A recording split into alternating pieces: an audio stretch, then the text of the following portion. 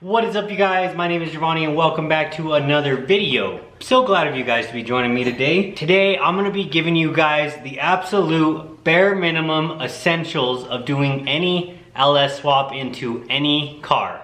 Now, I want to make one thing clear. This video is not going to be going into detail on how to swap an LS engine into a specific car. This is going to be a very general video showing you guys what you need to swap an LS into any car. Hopefully by making this video, I can help you guys that are new to this. So anyways, enough of the introduction. Let's go ahead and get started. Step 1, acquire a motor. I can go into another video on all this, but your cheapest bet is going to get a 4.8 or a 5.3 out of a Silverado, Sierra, Tahoe, Yukon, Suburban, any of those trucks between the years of 2001, I'm gonna say, just to be on the safe side, and on. Up to 2005, you're golden, most likely gonna be a Gen 3 motor, that's fine.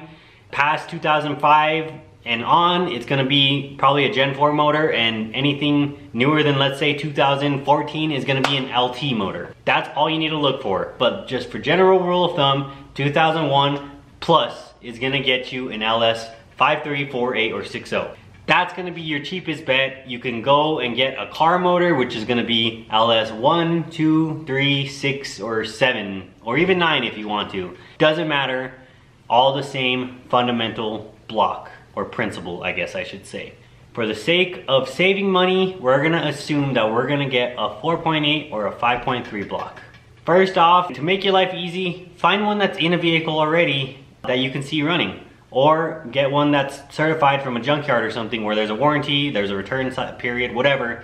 Just make sure that the motor runs, because now you don't want to tear into it. Let me just tell you guys this straight up, okay? Dropping an LS motor into basically any vehicle will get you a great driving, fun, somewhat fast vehicle.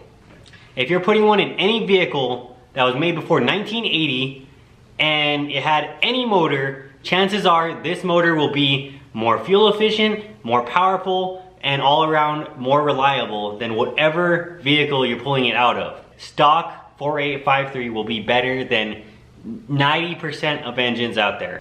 So now, you've got your motor and you've got your vehicle. What do you need to do now? Motor mounts. Step 2 is figure out your motor mount situation.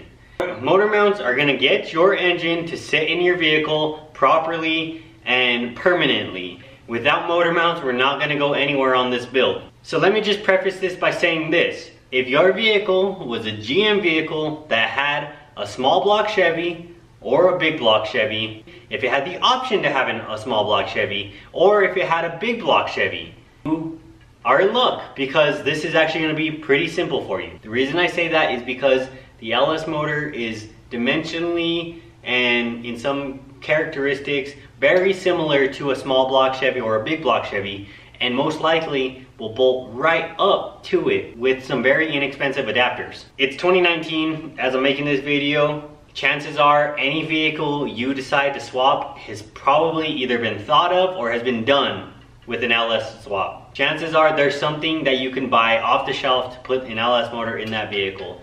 If you're doing something custom and this is your first build, I do not recommend it. Start off with something easy and work your way up to that. If you can't find something, you're gonna have to make something. Step 3, decide what transmission you're gonna run in your vehicle. Now, to make this very simple, if you wanna run an automatic, hopefully you got an engine that maybe you can get the transmission with it. If it's 2-wheel drive, great, perfect. Figure out what transmission you're gonna wanna run. To make life easy, if you want an automatic, grab yourself a 4L60 or a 4L80. If you're not planning on making a lot of power later on, a 4L60 is perfectly fine. Will hold up to a stock motor for years. It's all okay. If you're planning on making a little bit of power later on, modifying the engine, even just slightly, just go ahead and spring for the 4L80 right away. If you're on a tight budget, grab a 4L60 for now. You can always upgrade to a 4L80 later. If you want to run a manual transmission, this is where things get kind of tricky. You can get a T56 transmission, but they're very expensive. So if you want to spring for one, grab a T56, it'll be fine, it'll bolt up, it'll be great. Okay, just make sure it's one out of a GM vehicle, not a Viper or anything like that. Another cheaper option NV3500 or NV4500 out of a work truck that would have had a standard transmission and a 5.3, 4.8, 6.0, whatever. Those will hold up to a stock engine for however long, and it's simple, bolt-on, comes with the engine itself. You know, those are a little bit harder to find, but if you find one and you want a manual trans, grab it. It's not a racing transmission, but it's a good work transmission. It'll get you from point A to point B. If you absolutely have to, you can grab a TH350 transmission out of an older vehicle. Let's say your vehicle came with one. Great. It will bolt up. You'll have to make some changes. Not for this video. Same thing with the TH400. It'll work. You'll have to make some changes, but it'll work. 700R4, 200R4, I would stay away from those unless you absolutely have to use them. It'd just be cheaper and probably easier to just run a 4L60, and it'll actually hold up a little bit better than a 700R4. I don't recommend trying to get a 6L80E, 6L40E, anything other than a 4L60E if you're trying to run a GM automatic. The 6-speeds are great in the cars that come in, but right now, the aftermarket, there's not much support for it. You're gonna end up paying an extra $1,000 to be able to control that transmission. So just stick to the basics here. Automatic, 4L60, 4L80, manual, NV3500, NV4500, or a T56. Step 4, decide how you're going to control your engine and transmission. In favor of keeping this build cheap, we're hoping that we would have got a wiring harness to go along with our motor. Now, sometimes either the wiring harnesses are cut or they're messed up, it's not worth trying to repair. So do yourself a favor, go to a junkyard and just go ahead and pull one out of a vehicle. Make sure it's complete. Even if maybe 1 or 2 connectors are cut off or whatever, that's fine. Just get yourself as complete of a stock harness as you possibly can. Make sure it's for any LS vehicle, and go ahead and grab the computer while you're there. When you get your stock harness, you'll peel off all the old plastic covering and the umbilicals and all that, and it'll look something like this. There's plenty of guides on the internet. LT1swap.com, it has pinouts, it has everything you need to be able to convert this harness and remove as much unnecessary wires as you can, and basically make your engine run and drive standalone. If you guys don't have your stock harness and it's gonna be too expensive to get a stock harness, or you wanna splurge a little bit, look into MicroSquirt. If you feel you're capable of wiring your own vehicle and whatnot, look into MicroSquirt or MegaSquirt. You can get them with an LS harness already attached to them, already pre-tuned, ready to go. Those are a great affordable option. Or right now the big talk on the town is the Holley Terminator, I want to say it is. It's the cheaper Holley one. It comes in at about $1,000 without transmission control and about $1,200 with transmission control.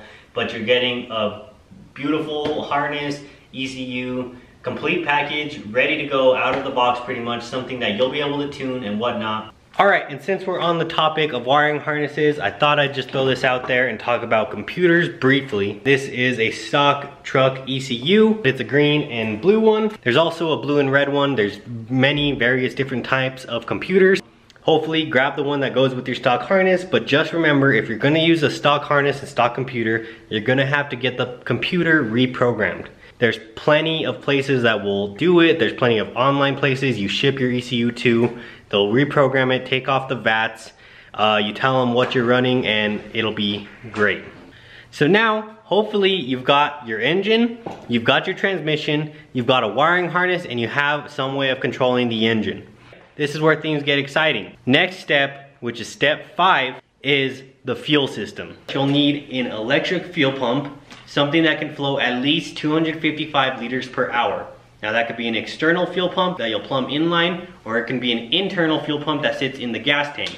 Now, depending on your intake, there will be some intakes that have a single line in. For those systems, you'll need an external fuel regulator with a return. A great option for that would be a Corvette fuel filter regulator. If your intake has 2 fuel line feeds, one is an inlet and one is a return. Now for that, you'll need to plumb an inlet line and a return line. And the fuel regulator will be built into the intake, so you don't have to worry about that. Just know that you have to have a means of getting the fuel from the tank through some kind of fuel pump up to the intake, And then after that, you have to have some way for the fuel to go back to the tank. The way these engines work is they pressurize the fuel rails. Whatever is not needed at the moment will be returned straight back to the tank. So now, you have the engine in the vehicle, you've got your harness hooked up, you've got your ECU that'll run the motor, and you've got fuel going to the motor. You should be able to fire this puppy and it should run. And that's pretty much all that you have to do to run an LS motor.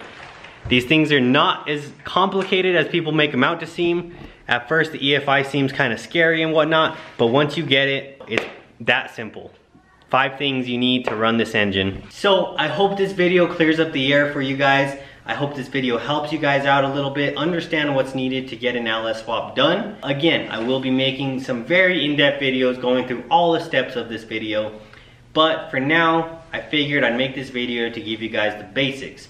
If you guys want to check out those videos that'll be coming, go ahead and hit the subscribe button. Also, you can follow me on Instagram if you guys would like to ask me questions, or leave your questions down in the comments below. Again, I hope this helps a little bit, and I'll see you guys in the next video. Hope you guys have a great day.